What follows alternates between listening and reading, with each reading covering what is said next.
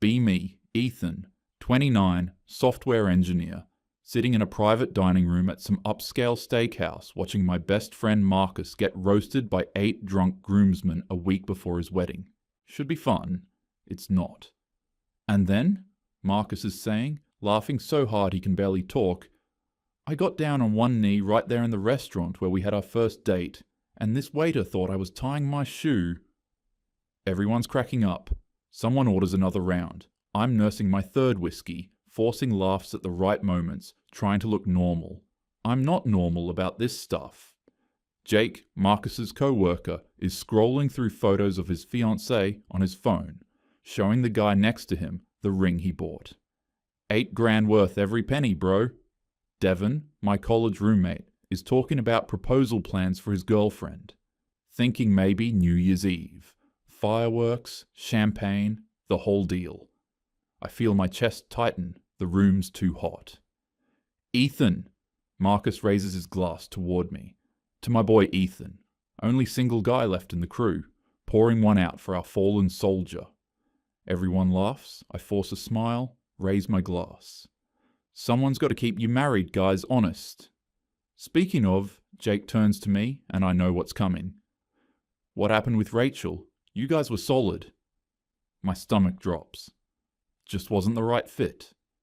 You said that about Emma too, Devon chimes in. And before her, Sarah. The table goes quiet for a beat. Everyone's looking at me. Marcus, drunk and sentimental. Man, I hope you find what Jen and I have. You deserve it. The chest tightness gets worse. I need air. I need them to stop looking at me like I'm broken. Devon won't let it go. He's always been the blunt one. Real talk. Why are you so weird about commitment? You get to like a year and you're out. Every single time. 8 pairs of eyes on me. The steak I ate sits heavy in my stomach. What are you waiting for? Devon presses. You're 29. You own a condo. You have a 401k. What magical sign are you waiting for? I don't have an answer. Or I do, but it's not one I can say at a groomsman dinner. Because the truth is, I think about my dad. I think about the guest room he slept in for a year before the divorce. I think about how he'd apologize for things that weren't his fault just to keep the peace. How he got smaller and smaller until he finally left. Just not ready, man, I say finally. Jake laughs. You sound like a chick. Everyone laughs. I laugh too. We move on to honeymoon plans and the subject drops, but it doesn't drop for me. But then Marcus leans over, whiskey sloppy, and grabs my shoulder. You know what the secret is, he says, eyes unfocused. Finding someone who makes you better. Jen makes me want to be better. I nod. Force another smile. My dad told me the same thing before he proposed to my mum. Marcus continues. Said marriage should make you more yourself, not less. My stomach turns, because that's the opposite of what I saw. My dad became less confident, less happy, less dad. Marcus is still talking. Jen tells me all the time. She wants me to keep my hobbies, my friends, my life. She's not trying to change me, you know? That's great, man. I manage. You'll find that too, he says, squeezing my shoulder harder than necessary. Someone who doesn't make you feel like you have to shrink. I excuse myself to the bathroom, stand at the sink, cold water running over my hands, staring at myself in the mirror. Someone who doesn't make you shrink. My dad shrank for 15 years. 3 hours later, I'm in an Uber, too drunk to drive, scrolling Instagram. Rachel posted, she's at someone's wedding, looks happy. Comments full of, you're next, and heart emojis. I close the app, stare out the window at the street lights. That night, I lie in bed, ceiling fan spinning above me, and I can't sleep. I keep thinking about Marcus saying, you deserve it, like marriage is some prize I'm too fucked up to claim. Maybe I am. I finally passed out around 3 a.m. My mom texts me Sunday morning. Coffee today? 10 a.m. at that place you like? Need to talk to you about something. I should have known it wasn't casual. I show up, Blue Bottle downtown, exposed brick, minimalist, full of people on laptops pretending to work. She's already there, herbal tea in front of her, dressed nice. She planned this? She hugs me, says, I look tired. Orders for me before I can speak. Americano, right? That's still your usual? It is. But I hate that she assumes we make small talk. Work? Fine. The wedding coming up? Fine. My apartment? Fine. But I can see it in her face. The concerned mom look, the I'm worried about you face. Here it comes. So, she says, stirring her tea slowly, I ran into Rachel's mom at Whole Foods yesterday. My stomach drops. She mentioned Rachel seeing someone new, some guy from her gym. I don't react. Mom watches me like I'm a lab experiment. She seemed surprised you two split. I was too, honey. You seemed happy. We were fine. Didn't work out. This is becoming a pattern though, isn't it? And there it is. She launches into it. She's been thinking about this. She's worried the words come, like she rehearsed them. Emotionally available. Fear of vulnerability. Commitment issues. Self-sabotage. Avoidant attachment style. She's read articles I should see someone. Her therapist has thoughts about adult children of divorce. I feel rage building in my chest like pressure in a shaken soda bottle. Maybe it's about learning to be vulnerable, she's saying. To let someone in. I know the divorce was hard on you, but you can't let it define... Mom. She stops. Looks at me. I'm staring at my untouched coffee. Why are you so afraid of marriage, Ethan? She says it so gently, so concerned, like she genuinely doesn't understand. I laugh, not a happy sound. You really don't know? Don't know what? Mom. I look up at her. You destroyed Dad. Silence. The espresso machine hisses, indie music plays. Someone laughs at another table. That's not fair, she says, defensive immediately. The divorce was complicated. I'm not talking about the divorce. Her face changes. She knows what's coming but doesn't want to hear it. I lean forward. You want to know why I'm afraid of marriage? Let me tell you. The BBQ at Uncle Tom's house, I say. I was 11. Dad was grilling. You asked him to bring out salad bowls. He said he would after he flipped the burgers. Remember what you did? She shifts in her seat. Ethan, that was almost 20 years. You walked over to his co-workers, Mike and Jeff, and said loud enough for everyone to hear, my husband can't multitask, must be a man thing. They laughed. Dad's face turned red. He put down the tongs and got your bloody salad bowls. I was joking. Dad stopped hosting after that. Stopped inviting his friends over. I noticed. I was 11 and I noticed. She opens her mouth, closes it. Then the chore chart.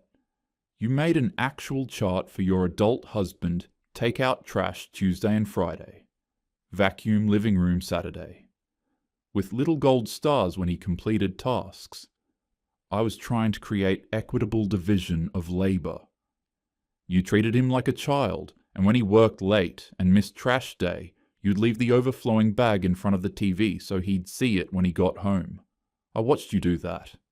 Her face is flushing. The whole time you posted on Facebook about partnership and equality. Your friends would comment about how lucky Dad was. I saw those posts. I saw the difference between what you said online and what you did at home. That's not...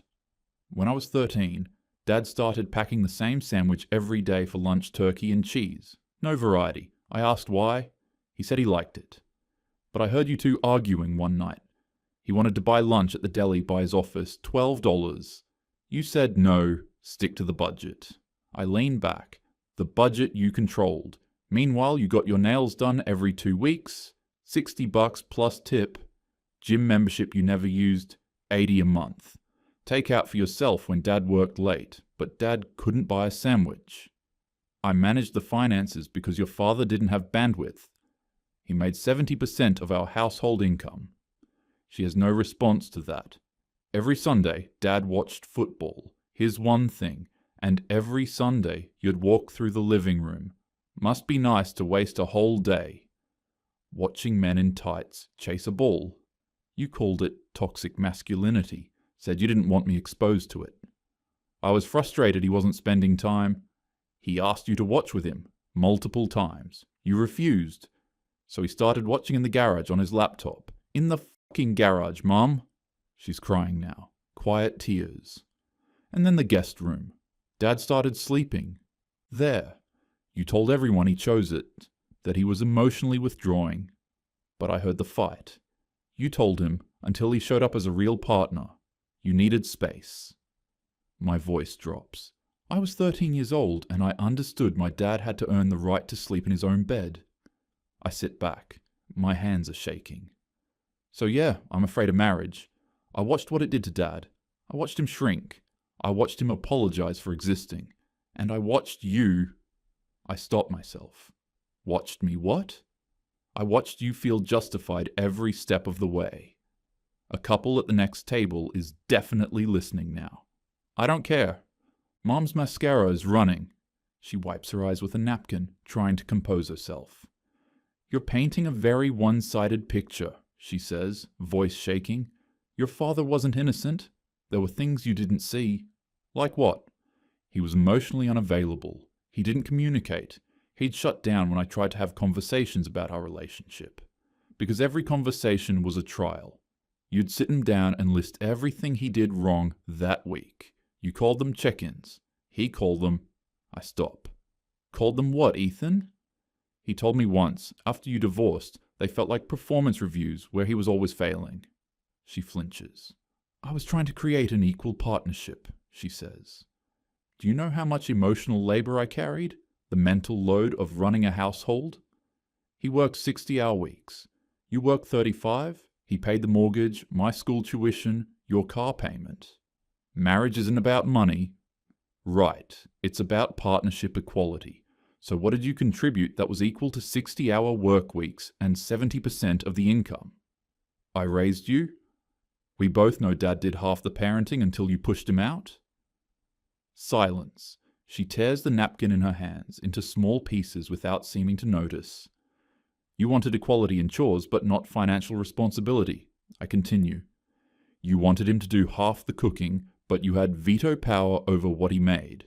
You wanted him to communicate, but only about what he was doing wrong. That's not equality, Mom. That's control. He withdrew emotionally first, she tries. He stopped being present. I remember when Dad was present, I was 8, maybe 9. He'd come home and ask about your day. Try to hug you. You'd stiffen. One-word answers. Go back to your phone. That's not... I remember him bringing you flowers once you said, what did you do wrong? Like the only reason he'd buy flowers was guilt. He never bought them again. Her face crumbles. He didn't withdraw first. He stopped trying after years of being punished for it. She's fully crying now. The barista glances over, concerned. I did my best, Mom says. Marriage is hard. I was working through my own issues. Do you remember what you told me the day Dad moved out? She goes pale. She remembers I was 14, crying. I asked if you'd get back together, and you looked me right in the eyes and said, marriage is a trap men use to control women. I'm free now. I was hurt. I was processing. I was 14. People are staring now. I don't care. You told your son that marriage was a trap right after destroying his family, and you're confused why I'm afraid? I pull out my phone. Open Instagram. Show her my feed. You post about healthy relationships and emotional intelligence. You share quotes about communication. You've been with what? 4 guys since Dad? 5? She doesn't answer. How long did the longest last? 14 months? And every time it ends, you post about knowing your worth and not settling. I put the phone away. The common denominator is you, just like the common denominator in my failed relationships is me. I'm doing what you did. Finding reasons to leave when it gets real because you taught me that's what you do when someone doesn't meet your standards. She's sobbing. Not quiet tears, full sobbing. I never meant. I was trying to be a good mother. You were so focused on not being controlled that you became the controller. Dad paid for it. Now I'm paying for it. I stand. Put a 20 on the table. I need to go. Ethan. please. I don't blame you for the divorce, Mom. I blame you for making me watch what you did to him and pretending it was feminism. I walk out. Leave her there, mascara streaked, in a coffee shop full of strangers who heard everything. 6 hours later, Mom texts me. I'm so sorry you feel that way. I know I wasn't a perfect wife or mother, but you have to understand how difficult things were for me. Your father and I both made mistakes. I hope someday we can talk about this more calmly. I love you. I read it 3 times. I'm sorry you feel that way. Not, I'm sorry for what I did. Not, I'm sorry I hurt you. I'm sorry you feel that way. I almost laugh. Almost. I don't respond. Instead, I sit on my couch with my second beer and think about Rachel. It started small. She'd joke about me leaving dishes in the sink. Then the jokes got sharper. Must be nice to have someone clean up after you. She started suggesting I dress differently for her friends' parties. Just trying to help you put your best foot forward, babe. She wanted access to my location on my phone. It's 2024. Everyone shares locations, unless you're hiding something. When I'd work late. Your job again? Must be nice to have an escape. She started talking about our future, but only her version, the neighborhood she wanted, the type of wedding she dreamed of. When I'd suggest alternatives, I thought you'd want me to be happy. The final straw was the Google Doc. She made a 5-year plan for us. Shared it with me one night like it was cute. Engagement by month 18. Married by month 24. House by month 30. First kid by month 42. I opened it and felt the walls close in. I broke up with her 2 days later. We were at her apartment. She had the Google Doc pulled up on her laptop, was adding details. I was thinking we could look at engagement rings next month, she said, smiling, just to get ideas. I felt my throat close, saw my dad's face, heard my mom's voice, until you show up as a real partner. I can't do this, I said. Rachel's smile dropped. Can't do what? This. Us. I'm sorry. She cried. Said I was sabotaging something good. Said I was afraid of a strong woman. That phrase. My mum used that phrase about my dad. I wasn't crazy. I wasn't self-sabotaging. I was pattern matching. I saw the signs, the small controls, the jokes that cut, the rewriting of disagreements, the progressive language weaponized I ran because staying meant becoming my dad. The fear wasn't irrational. It was protective. Sometimes I wonder if I was wrong. If Rachel would have been different if I quit too early. But then I remember the way my dad looked at family dinners after the divorce.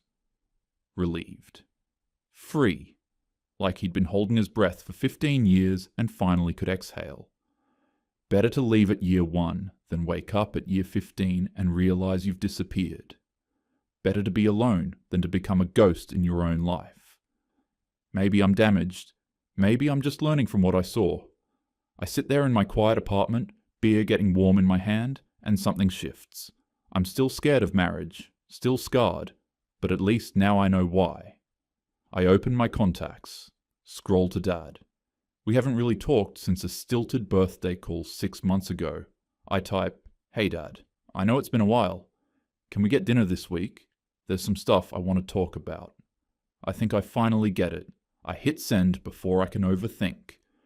3 minutes later, my phone buzzes. Of course. Thursday work. I'd really like that, son.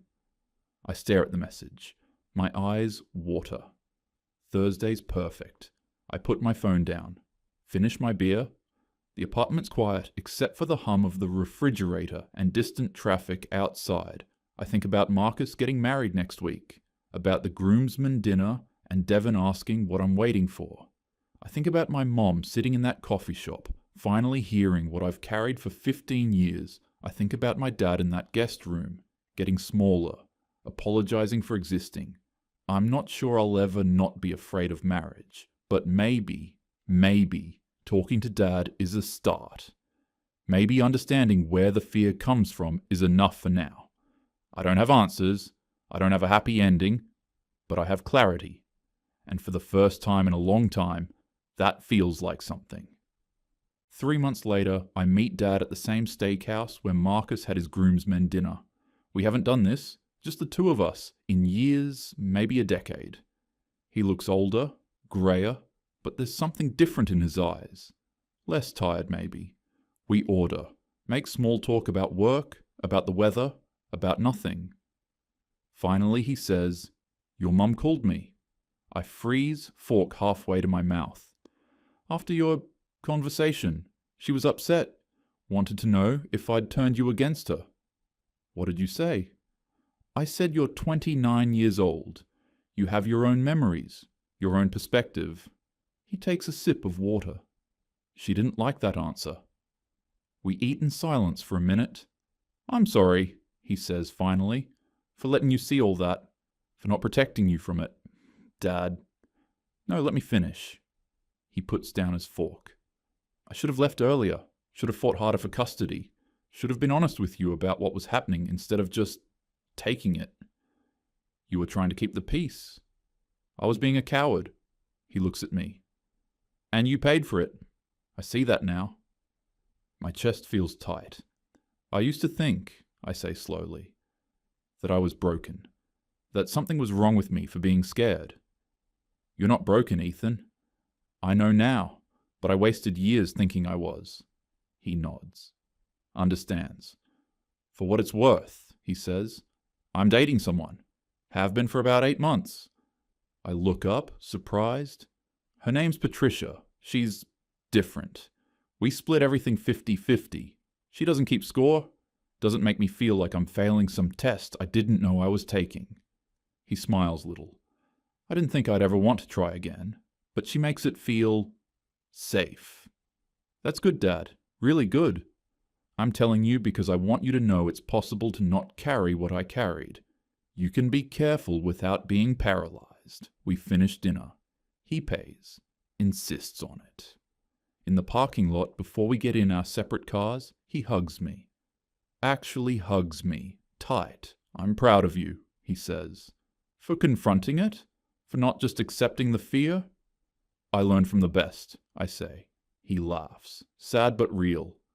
"Learn from my mistakes, not my example." I drive home that night, and I don't feel fixed. I don't feel healed, but I feel less alone.